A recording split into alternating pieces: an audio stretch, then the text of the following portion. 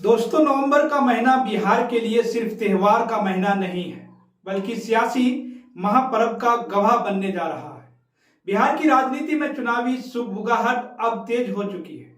अभी तारीखों का आधिकारिक ऐलान तो नहीं हुआ है, लेकिन सूत्रों के मुताबिक नवंबर के पहले सप्ताह से विधानसभा चुनाव शुरू हो सकते हैं। चुनाव आयोग ने जो प्रारंभिक प्रस्ताव तैयार किया है, उसमें 3 चरणों में मतदान की योजना बनाई गई है। जानकारी के अनुसार चुनाव कार्यक्रम की आधिकारिक घोषणा अक्टूबर के पहले सप्ताह में हो सकती है।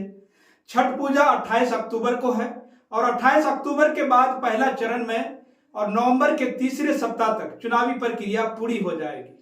243 सीटों पर बिहार विधानसभा चुनाव का कार्यकाल 22 नवंबर को समाप्त हो रहा है। अब ऐसे में उससे पहले चुनाव कराना क्या अनिवार्य है? बता दें कि 2020 में भी 3 चरणों में चुनाव हुए थे। 28 अक्टूबर, 3 नवंबर, 7 नवंबर और 10 नवंबर को नतीजे घोषित किए गए थे। इस विधानसभा चुनाव में कुछ बदलाव भी देखा जा सकता है। इस बार मतदाता पहली बार देखेंगे उम्मीदवारों की रंगीन तस्वीरें। तस्वीर का 3/4 हिस्सा उम्मीदवार का चेहरा होगा। नाम और नोटा विकल्प 3 शून्य साइज बोल्ड फॉन्ट में छपे होंगे। बैलेट पेपर गुलाबी रंग के 7 शून्य जीएसएम वाले विशेष कागज पर होगा। यह बदलाव हम नाम उम्मीदवारों की वजह से होने वाले कंफ्यूजन को रोकने के लिए किया गया है। मतदाता सूची का अंतिम प्रकाशन 30 सितंबर को होगा। तब तक सभी दावे आपत्तियों का निपटारा कर दिया जाए। अब इसी बीच कांग्रेस और चुनाव आयोग के बीच टकराव भी गहराया है। कांग्रेस का आरोप है कि गरीबों, दलितों और प्रवासी वोटरों के नाम बीजेपी दबाव में हटाए जा रहे हैं। राहुल गांधी ने इसी मुद्दे पर वोटर अधिकार यात्रा शुरू की है।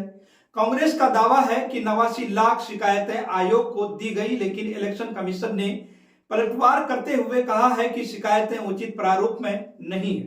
बिहार में चुनावी रणभूमि सज चुकी है। एक तरफ चुनाव आयोग नई तकनीक और पारदर्शिता का दावा कर रहा है, तो वहीं दूसरी तरफ विपक्ष वोटर लिस्ट में गड़बड़ी का आरोप लगाकर माहौल गरमा रहा है। दोस्तों, आपको क्या लगता है? क्या राहुल गांधी का बिहार वोटर अधिकार यात्रा सफल हो पाएगी या फिर नीतीश का तीर ही कमान को संभाल कर रखेगी? नवंबर का महीना बिहार के लिए सिर्फ त्योहारों का महीना नहीं है, बल्कि सियासी महापर्व का गवाह बनने जा रहा है।